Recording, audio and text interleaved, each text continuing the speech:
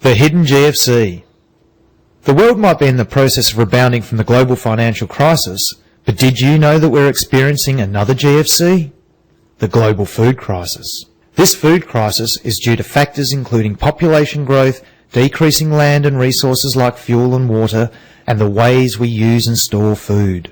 Changing climatic conditions also affect the amount of food available. Many experts are predicting that this crisis will become worse in the next 40 years. This problem is frequently called food security. So what is food security? The Food and Agriculture Organization defines food security as being a state when all people at all times have physical and economic access to sufficient, safe and nutritious food to meet their dietary needs and food preferences for an active and healthy life. In some countries, food shortages have already caused riots, like those seen in Tunisia and Algeria, and there are often times of food insecurity even in countries like Australia or Japan. These are after interruptions to supply from natural disasters, like cyclones and earthquakes, or even droughts. Broadly, there are 5 main issues that we as a society need to address if there is to be global food security. Availability. Is there enough food to feed the population of the world? Accessibility. Does everyone have access to enough food every day? Acceptability. Does the food available meet cultural requirements? Adequacy.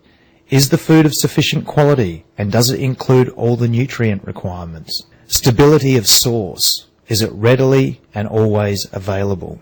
In Australia, we produce enough food for about 60 million people, but we only have 22 million people at the moment. Well, what's the problem then?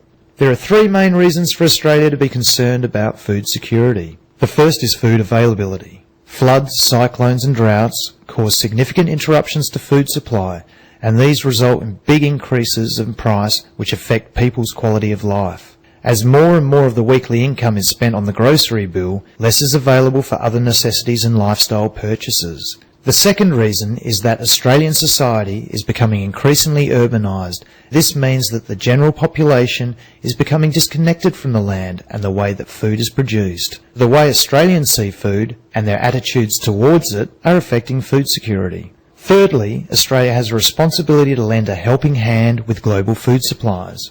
Global food productivity needs to be increased by about 50% above the current levels in the next 40 years, and this needs to be done in changing climatic conditions. So there's lots of work to be done, but where do we start?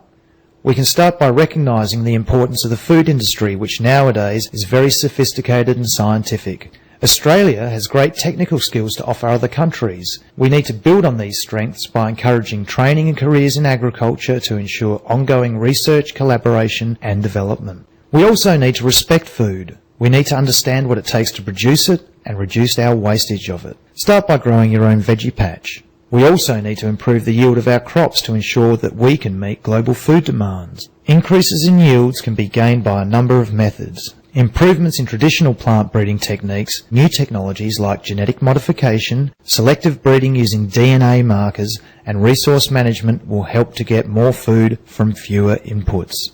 We essentially need to do more with less. Improvements in our attitudes, plant breeding techniques, and accepting our responsibility to help ensure global food security will allow Australia to play a role in meeting the demands of a world population that is expected to be over 9 billion in the next 40 years.